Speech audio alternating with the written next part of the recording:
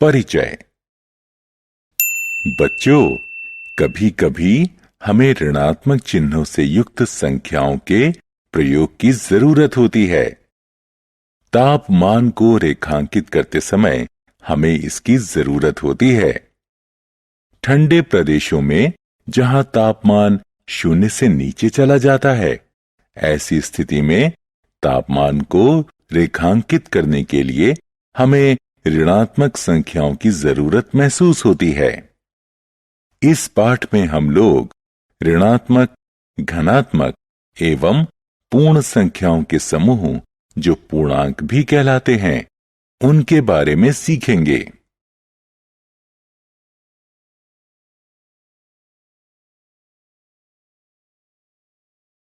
उद्देश्य। इस पाठ के अंत में आप निम्न करने में सक्षम हो जाएंगे: पूर्णांकों को परिभाषित करना, पूर्णांकों को संख्या रेखा पर वर्णन करना, पूर्णांकों के क्रम को परिभाषित करना, पूर्णांकों का योग एवं घटाव ज्ञात करना, पूर्णांकों के योग एवं घटाव को संख्या रेखा पर निरूपित करना। पूर्णांक पूर्ण संख्याओं एवं ऋणात्मक संख्याओं का संग्रह पूर्णांक कहलाता है। जैसे घटा 4, घटा 3, घटा 2, घटा 1, 0, 1, 2, 3, 4 इत्यादि। प्रिय बच्चों, आप लोग प्राकृत संख्याओं एवं पूर्ण संख्याओं के बारे में पहले पढ़ चुके हैं।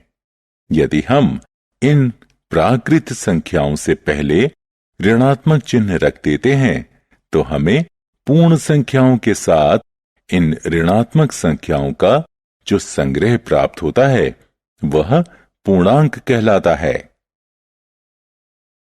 संख्या रेखा पर पूर्णांक का निरूपण। यह आकृति एक संख्या रेखा को दर्शाती है, जिस पर समान दूरी पर कुछ बिंदुओं को अंकित किया गया है। इस संख्या रेखा पर एक बिंदु 0 के रूप में अंकित किया गया है। बिंदु जो कि अंकित बिंदु 0 के दाईं तरफ है, धनात्मक पूर्णांक कहलाते हैं। बिंदु जो कि अंकित बिंदु 0 के बाईं तरफ हैं, ऋणात्मक पूर्णांक कहलाते हैं, जो कि घटा 1, घटा 2, घटा 3 इत्यादि हैं।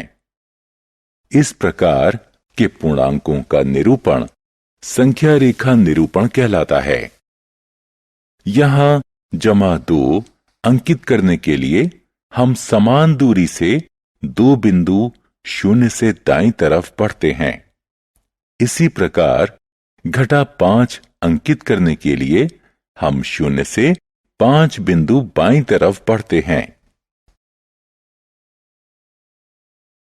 पूर्णांकों का क्रम। एक बार पुनः संख्या रेखा पर अंकित पूर्णांकों का अध्ययन करते हैं। हम जानते हैं कि संख्या 9 संख्या 5 से बड़ी है। अब जबकि हम संख्या रेखा को देखते हैं, तो ज्ञात होता है कि संख्या 9 संख्या 5 से 4 अंक दाईं तरफ की दूरी पर है। इसी प्रकार संख्या 5 0 से बड़ी है, इसलिए यह 0 से दाईं तरफ है। चूंकि 0 घटा 2 से दाईं तरफ है, अतः यह घटा 2 से बड़ी है। इसी प्रकार घटा 2 घटा 7 से दाईं तरफ है, अतः घटा 2 घटा 7 से बड़ी है। इस प्रकार हम देखते हैं कि संख्या रेखा पर बड़ी संख्या दाईं तरफ अंकित की गई है तथा अपेक्षाकृत छोटी संख्या संख्या रेखा पर बाईं तरफ अंकित की गई है।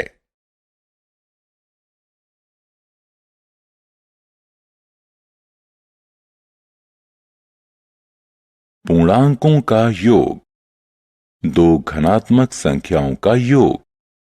उदाहरण, एक लड़का सीढ़ियों पर चढ़ता है, वह 6 पायदान ऊपर चढ़ता है एवं थोड़ी देर ठहरकर पुनः 4 पायदान और ऊपर की ओर चढ़ता है, तो वह लड़का सतह से कितनी पायदान ऊपर चढ़ता है?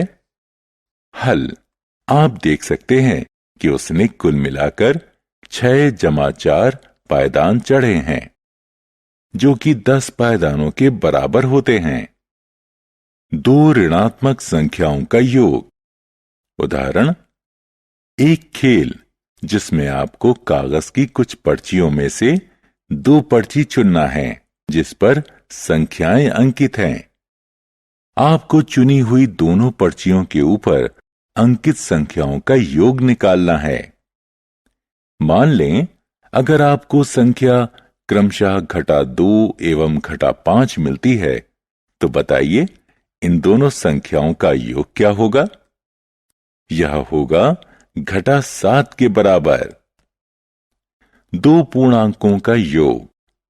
उदाहरण, मान लीजिए ऊपर दिए गए खेल में आपको संख्या क्रमशः -5 एवं -9 दो पर्चियों पर प्राप्त होती है, तो उनका योग क्या होगा? जी हां, उनका योग -4 होगा।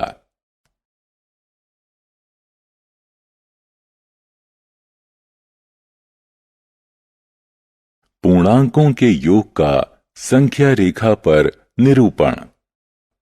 प्यारे बच्चों, अब हम संख्या रेखा पर किन्हीं दो पूर्णांकों का योग करना सीखेंगे।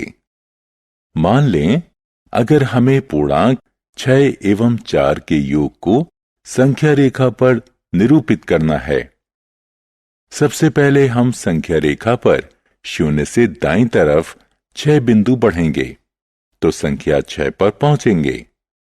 अब पुनः 4 बिंदु दाईं तरफ बढ़ेंगे तो जो संख्या 10 प्राप्त होती है, यही पूर्णांक 6 एवं 4 का योग होगा।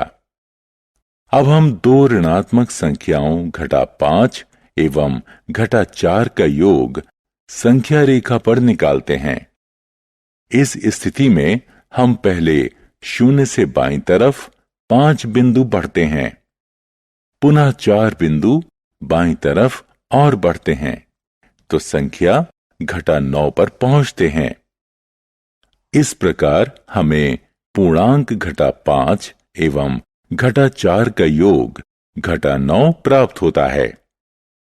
अतः हमें ज्ञात होता है कि दो धनात्मक पूर्णांकों का योग सदैव धनात्मक होता है एवं दो ऋणात्मक पूर्णांकों का योग सदैव ऋणात्मक पूर्णांक होता है।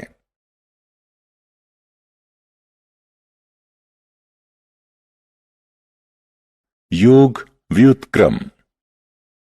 मान लीजिए कोई चींटी 3 बिंदु 0 से दाईं तरफ रेंगती है तथा वापस रेंगते हुए उसी बिंदु पर आ जाती है, तो बताएं वो कहां तक पहुंचती है? आप देख सकते हैं कि यह 0 पर है। इसी प्रकार 2 एवं -2 को जोड़ते हैं तो योग 0 होता है। यदि हम 3 एवं -3, 4 एवं -4 इत्यादि का योग 0 होता है, अतः ये सभी पूर्णांक आपस में योग व्युत्क्रम कहलाते हैं।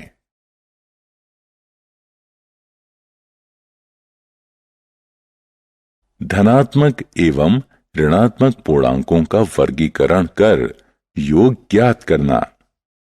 उदाहरण, इस समीकरण का योग ज्ञात करो। हल, इसे अच्छी तरह समझने के लिए हम इस पर आधारित एक उदाहरण की मदद लेंगे। हम दी हुई संख्याओं को इस तरह से क्रम में रखते हैं जिससे कि सभी धनात्मक पूर्णांक एक साथ एवं सभी ऋणात्मक पूर्णांक एक साथ हों और यह हल करने पर -10 आएगा।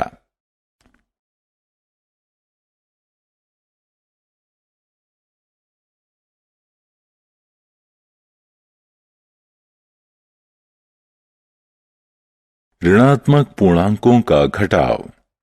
उदाहरण, घटा 10 में से घटा 5 को घटाओ। हल।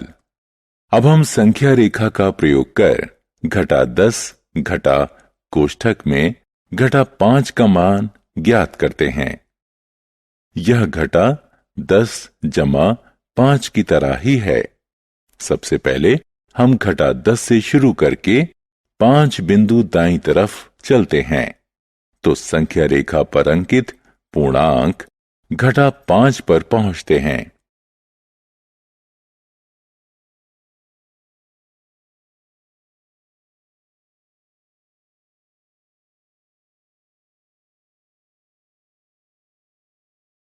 सारांश।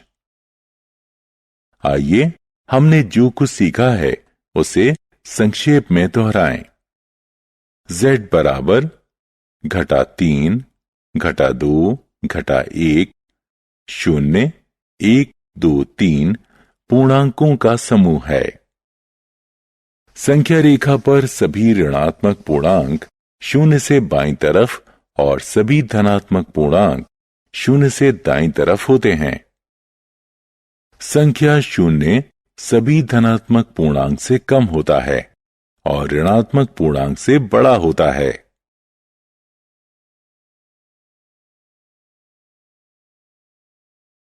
पूर्णांकों के जोड़ एवं घटाव। 1. जब दो धनात्मक पूर्णांक को जोड़ा जाता है हमें एक धनात्मक पूर्णांक प्राप्त होता है। जब दो ऋणात्मक पूर्णांकों को जोड़ा जाता है हमें एक ऋणात्मक पूर्णांक प्राप्त होता है। जब एक धनात्मक एवं एक ऋणात्मक पूर्णांक को जोड़ा व घटाया जाता है तो हमेशा बड़ी संख्या का चिन्ह लगाया जाता है। एक पूर्णांक का घटाव उसके योग व्युत्क्रम के योग के समान होता है।